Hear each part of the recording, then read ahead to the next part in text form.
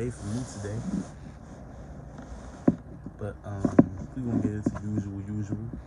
We're gonna get into hoops for tonight. Now, this video. Now I'm not gonna lie, I'm gonna start doing split videos because a longer video that will take longer for me to upload. Some of them have not been. Well, it's not that they haven't been uploading, but like I have to keep like my phone like on standby on YouTube for them to fully upload. The longer they are, the more time it takes. Apparently apparently putting up longer YouTube videos, it's like putting up flowers per se. You gotta keep the device there for a minute. So, I'm just gonna do my best, as I usually do.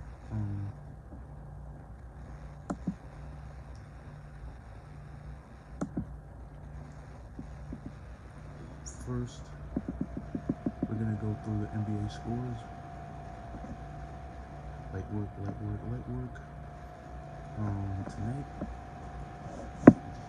Tonight we're just gonna go scores for the NBA. We'll get into college, but the Pacers defeated the Charlotte Hornets 119-80. That was 39, nearly a 90. That was 39, nearly a 40-point win. Sorry. Domantas Sabonis had 20 points, 15 rebounds, and 9 assists, one dime shy of a triple-double. And Miles Turner winds up with 8 blocks. The epic Bucks-Raptors game tonight. The Raptors are kept in second seed, and the Milwaukee Bucks have the best record in the league. The first team to 50 wins this year.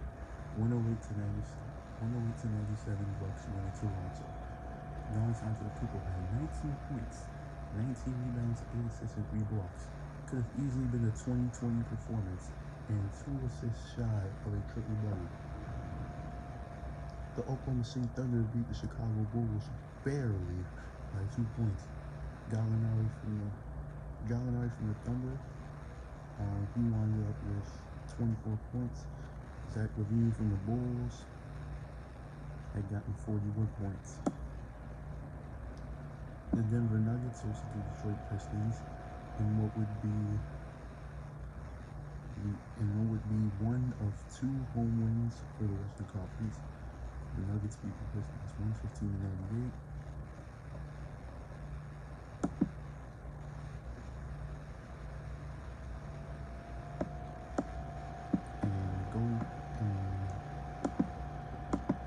Elaborating on this Nuggets game right now, Jeremy Grant had a career high 29 points. He was 12 for 15 from the floor, 3 for 5 from 3, and had an excellent shooting performance, 4 rebounds and an assist. His plus minus was 10. From this Denver team, Nikola Jokic was the only player with a negative plus minus report. Jokic being the leader of the team in some situations, it's really not a good look to me, honestly.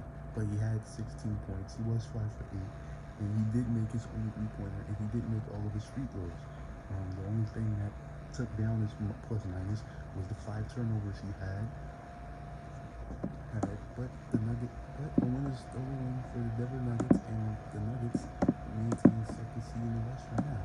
The Pistons, on the other hand, who have been in nothing short of a struggle,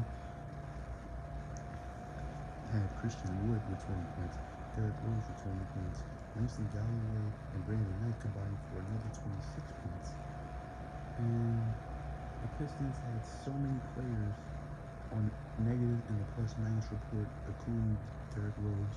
The only player that had a positive plus minus was Thon Maker, 2 points. 1 for 4 from the floor. That was basic, and 3 rebounds and a steal. Derrick Rose turned the ball over 4 times, and Christian Wood also turned the ball over 4 times. So for the Pistons, their biggest scorers were also gave more takeaways to the other team. Now, the Los Angeles Lakers maintained home court against the New Orleans Pelicans. They beat the Pelicans by 9 points. LeBron James had 40 points for the first time this season with 8 rebounds. Zion Williamson had 29 points. Both of those players for outstanding scores tonight. The Celtics winded up with a win over the Trailblazers. The Trailblazers could not defend home court against the Celtics. Jason Tatum with 36 points, 14 for 22 from the field, and 8 for 12 from 3. 8 threes for Jason Tatum. The sky's the limit for the Celtics team, really, if they could get past Milwaukee or Toronto, that is. The Sacramento Kings got a win over the Golden State Warriors. The Warriors are the absolute worst team in the league. Tonight was one of their absolute worst shooting nights. 4 for 28 for 3 from the Warriors, literally averaging 1 3-pointer per quarter. And this was the team quarter that is equivalent to 1 out of every 7 threes being made. De'Aaron Fox and Harrison Barnes each had 21 points in that win. So we're going to take a look at the standings real quick, because in the NBA you have to check your standings daily. And what would this Hoops Reflection blog be without taking a look at the standings?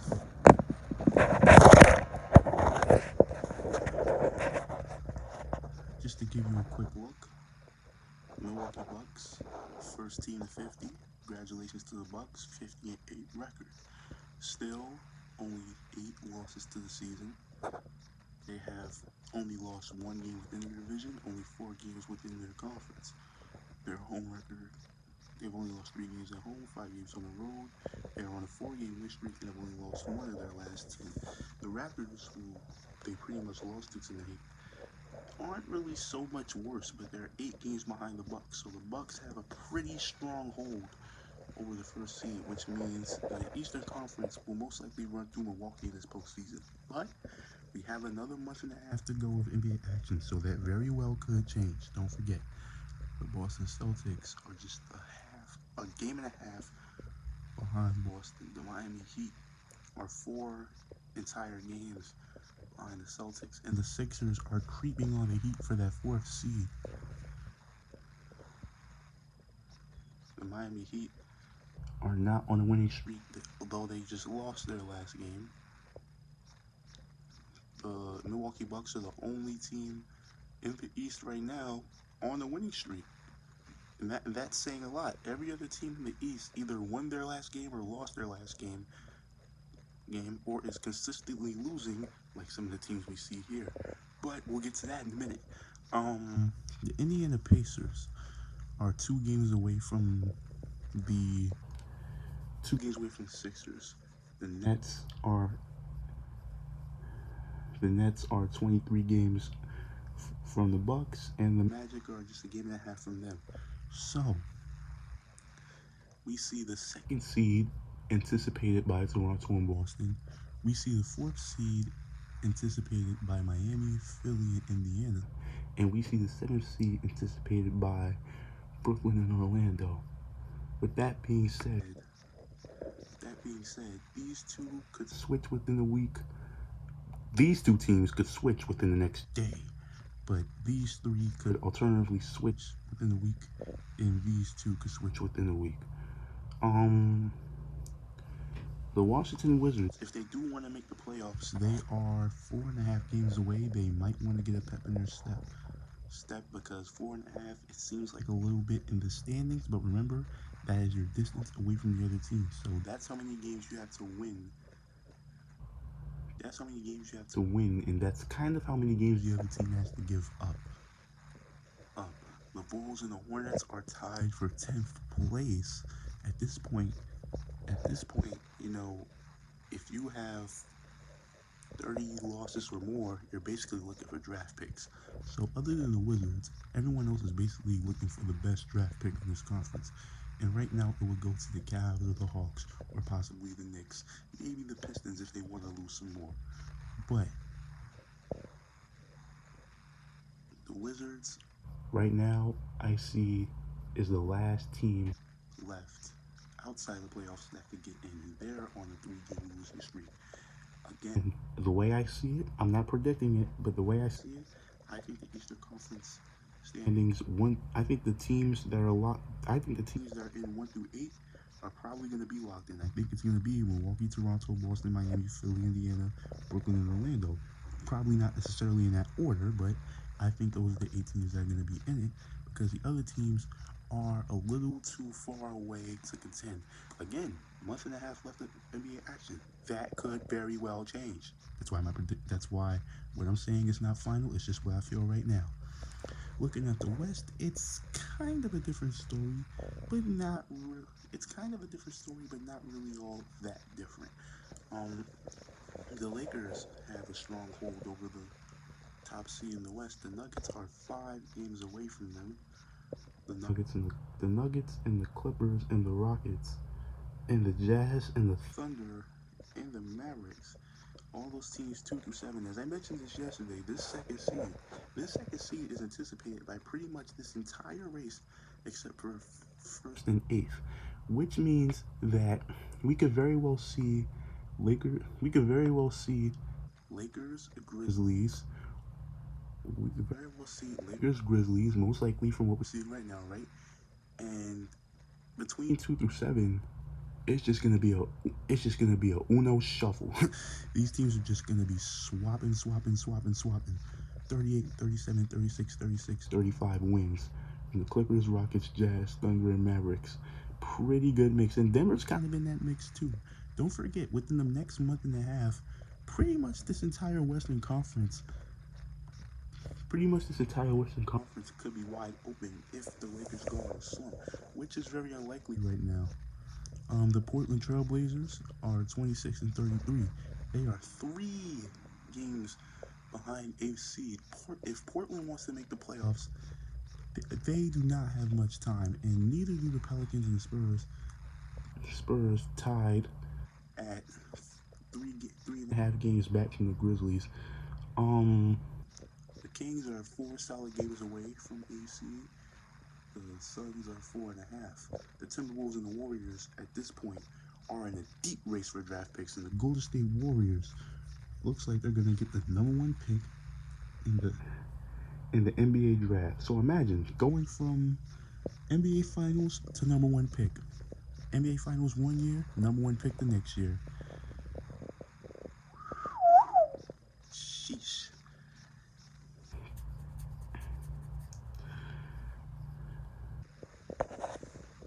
Now, looking at this playoff picture, I think Portland has a good shot. I think New Orleans and San Antonio has a good shot. In the Eastern Conference, the records are stronger. The records are stronger.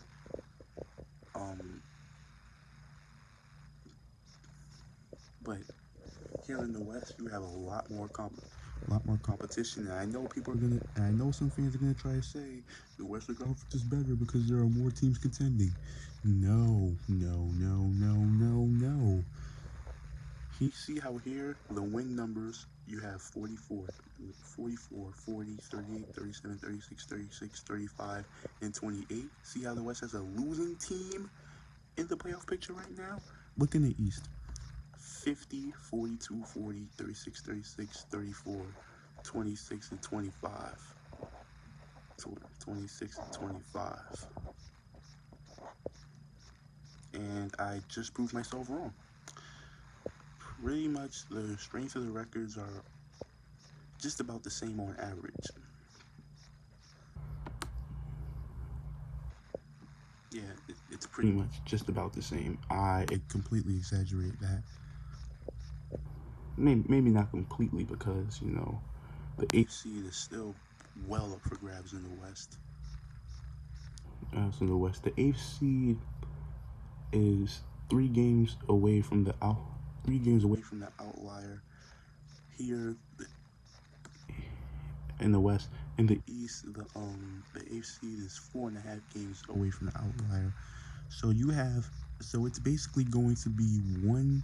So basically, it's going to be, if you round to the next number, it's going to be 2 games harder to make the playoffs, and it's going to be 2 games harder outside the playoff picture to get in from the East than the West. It's going to be 2 games harder. So yeah, the Eastern Conference would be the tougher conference, as I said.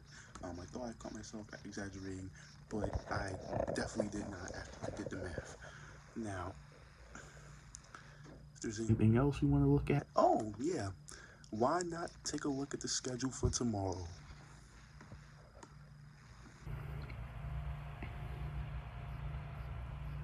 Pick on weekly 6, play free, and you can win $1 million if you pick 6 games a week. Me personally, I wouldn't prefer it, but you could take a shot if you want. Now, NBA action tomorrow. Here's the earliest you have it. The New York Knicks are taking on the Charlotte Hornets at 7 o'clock. At that same time, you got the Sixers and the Cavs, and the Nets and the Wizards. New York, Brooklyn, and Philly all are gonna be on the road. At 7:30, you have the Magic and the Hawks, and that little well, not little, but the Magic and the Hawks in this rivalry matchup. If the Magic lose a game, and the Wizards win against Brooklyn, that'll be one step closer for the Wizards to making the playoffs. The Timberwolves against the Miami Heat. The Sixers have a pretty easy matchup against the Cavs. The Miami Heat are facing the Minnesota Timberwolves, which should be an easy matchup, but we've seen Miami pretty much lose to lighter competition. So Sixers and Heat are both giving pretty much two opponents that each of them don't have nearly as many wins as them, but it is what it is. Miami and Philly both have to win tonight because Miami wants to keep the 4th seed and Philly wants to take the 4th seed. Looking at 8 o'clock tomorrow on ESPN, Grizzlies and the Rockets. The Grizzlies are at 8th seed, trying to probably get a better playoff seed because they don't want to face the Lakers in the first round, I'm sure. At 8:30, you got the Mavericks and the Spurs. 9 o'clock, the Clippers and the Suns. At 10:30 on ESPN, to close the night, Celtics and the Jazz.